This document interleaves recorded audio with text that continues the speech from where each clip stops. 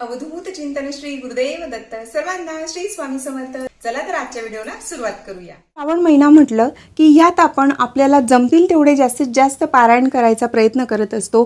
तर शिवलीलामृत ग्रंथ प्रत्येक जण ह्या महिन्यात नक्कीच याचं पारायण करत असतं। तर ह्या ग्रंथाचं पारायण अतिशय योग्य पद्धतीने आपण कसं करावं, त्याचे काय नियम आहेत किंवा पारायण करताना कोणती काळजी घ्यायला हवी, कोणत्या चुका टाळायला हव्यात याविषयी माहिती घेणार आहोत।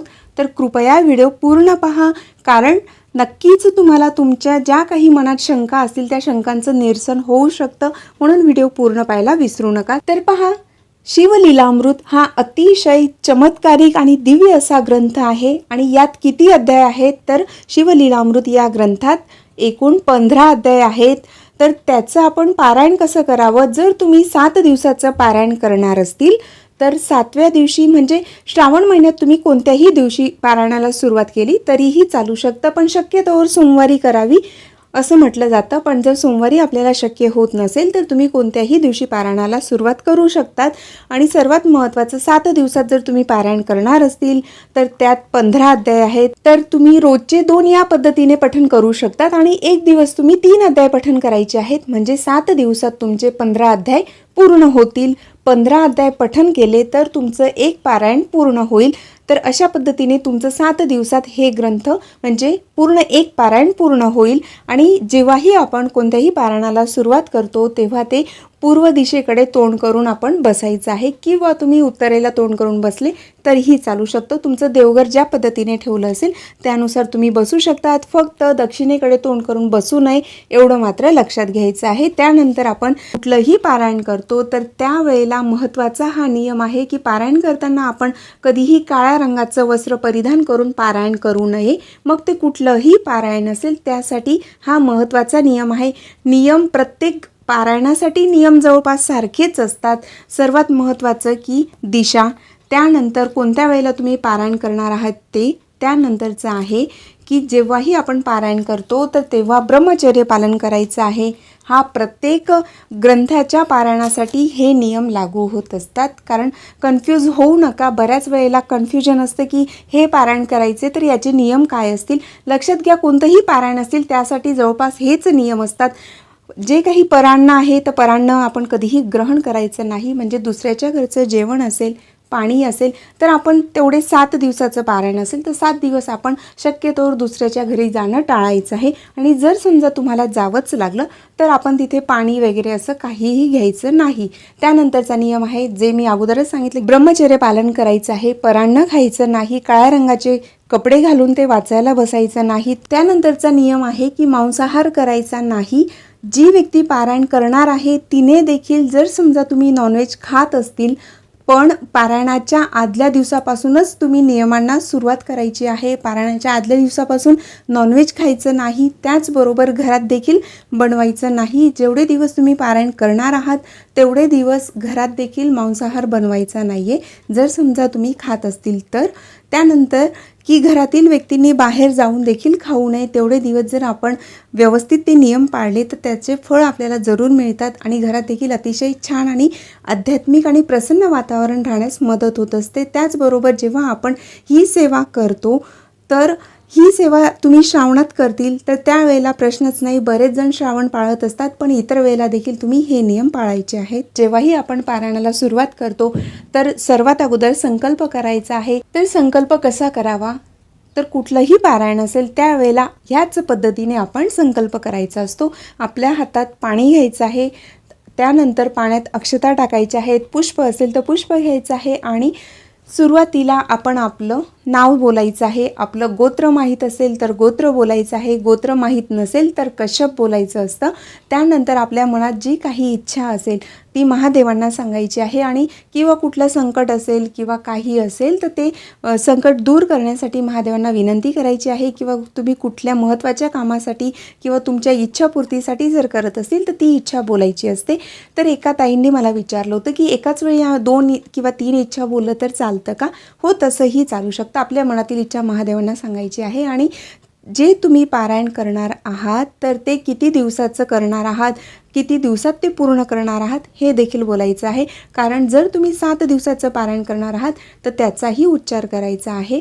अशा पद्धतीने अगदी साध्या पद्धतीने आपण संकल्प करायचा आहे आणि नंतर तळहातातील पाणी तामणात सोडायचं. नंतर ते पाणी तुम्ही इतर कुठलीही झाडं लावलेली असतील त्यांना ते पाणी टाकू शकतात. कुठलंही पारायण करायला सुरुवात करण्या अगोदर आपण आसन घ्यायचं आहे. आसनाला नमस्कार करून मग आपण आसनावर बसायचं आहे.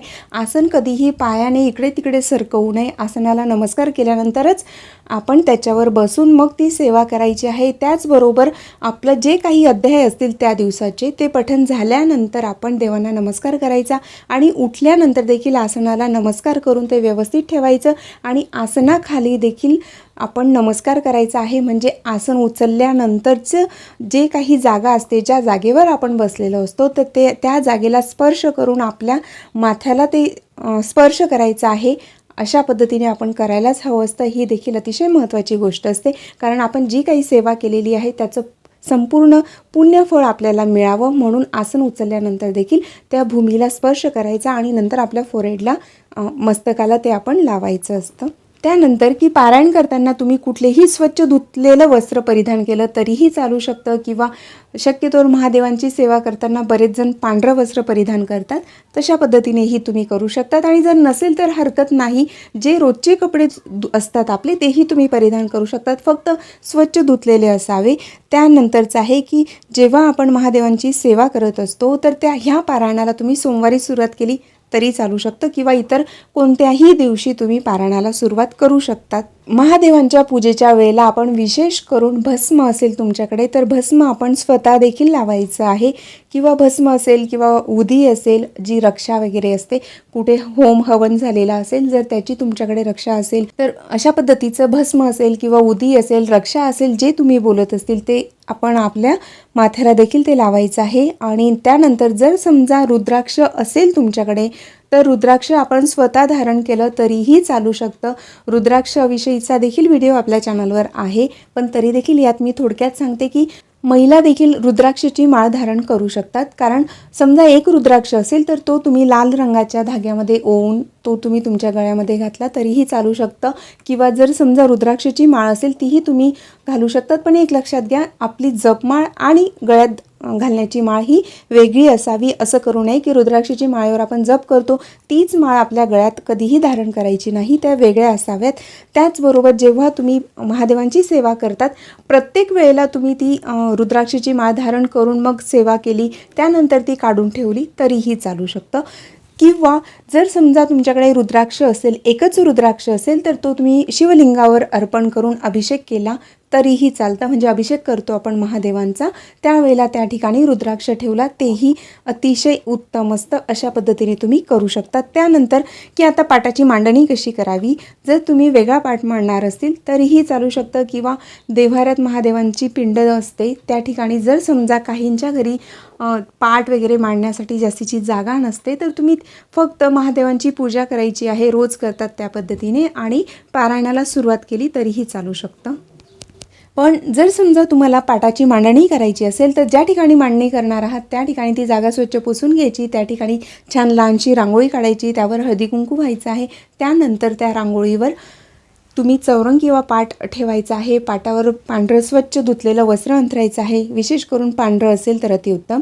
त्यानंतर तिथे गणपती बाप्पांची स्थापना करायची आहे. थोड्या अक्षता ठेवायच्या, त्याच्यावर जे काही नाणं असेल ते ठेवायचं, त्यावर सुपारी ठेवायची. गणपती म्हणून अगोदर सुपारीची स्थापना करायची. त्यानंतर कलश स्थापना केली तर अतिउत्तम, आणि नसेल शक्य तर फक्त नारळ ठेवलं तरीही चालू शकतं. तुमच्याकडे जे शिवलिंग असेल तर ते देखील अक्षता ठेवायच्या आहेत मध्यभागी. त्याच्यावर जे तुम्ही अभिषेक केलेला असेल शिवलिंगाचा पंचामृताने किंवा पाण्याने अगोदर शिवलिंगाचा अभिषेक करायचा आहे. शक्य होत असेल तर रुद्र अध्याय आहे तेही तुम्ही पठण करू शकतात किंवा शिवमहिमा स्तोत्र बोलत तुम्ही अभिषेक केला तरीही चालू शकतं. किंवा शिवलिंगावर अभिषेक करत असताना फक्त ओम नमः शिवाय किंवा नमः शिवाय या पंचाक्षरी किंवा षडाक्षरी मंत्राचा जप केला आणि अभिषेक केला तरीही चालू शकतं. तर अशा पद्धतीने शिवलिंगाची पूजा म्हणजे अभिषेक करायचा आहे आणि ते अभिषेक झाल्यानंतर शिवलिंग देखील पाटावर अक्षता ठेवायच्या आणि त्याच्यावर शिवलिंगाची स्थापना करायची आहे. पाटाची मांडणी करत असताना अगोदर दीप प्रज्वलित करायचा आहे आणि त्या ठिकाणी तुम्ही तुपाचा दिवा लावू शकत असतील तर जरूर लावा. नसेल शक्य तर तिळाचा तेलाचा लावला तरीही चालू शकतं. धूप दीप लावायचा आहे. नैवेद्यासाठी खडीसाखर असेल किंवा साखर असेल किंवा दूध आणि साखर असं ठेवलं तरीही चालू शकतं.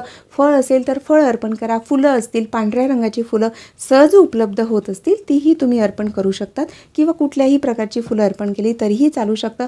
आणि महादेवांच्या पूजेमध्ये ज्या महत्त्वाच्या गोष्टी आहेत ते म्हणजेच बेलपत्र.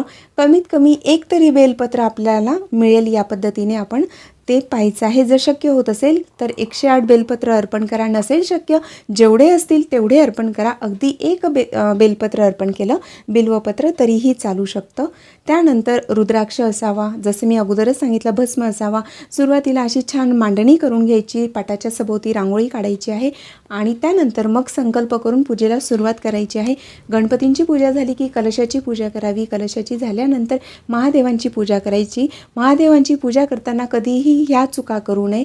जवळपास आता बऱ्याच जणांना हे माहीतच आहे, पण जे नवीन असतील त्यांच्यासाठी सांगते की महादेवांना हळदी कुंकू व्हायचं नसतं. महादेवांना नेहमीच भस्म लावला जातो. भस्म किंवा अष्टगंध लावला तरीही चालू शकतं. जर तुमच्याकडे चंदन असेल तर चंदनही तुम्ही लावू शकता, जे पांढऱ्या रंगाचं असतं आणि बाजारात मिळतं ते चंदन, तेही तुम्ही लावलं तरीही चालू शकतं. किंवा जे लाकडाचं चंदन असतं तेही तुम्ही घासून उगाळून ते लावू शकतात. ते अशा पद्धतीने आपण पूजा करायची.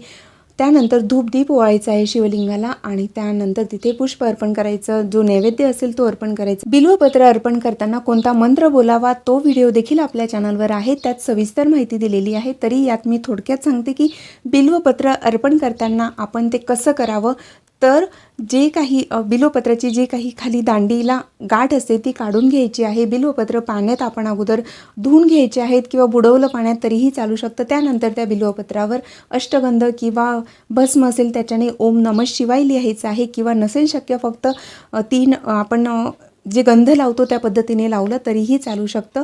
त्यानंतर बिल्वपत्राचे जे पानं असतात ती पानांची टोकं आपल्या दिशेने असावीत आणि अशा पद्धतीने आपण बिल्वपत्र पालथं अर्पण करायचं आहे महादेवांवर. आणि बिल्वपत्र अर्पण करताना त्रिदलम त्रिगुणाकारम त्रिनेत्रच त्रिदायुतम त्रिजन्म पापसंहारम एक बिल्वम शिवार्पणम हा मंत्रही तुम्ही बोलू शकतात किंवा ओम नमः शिवाय बोलले तरीही चालू शकतं.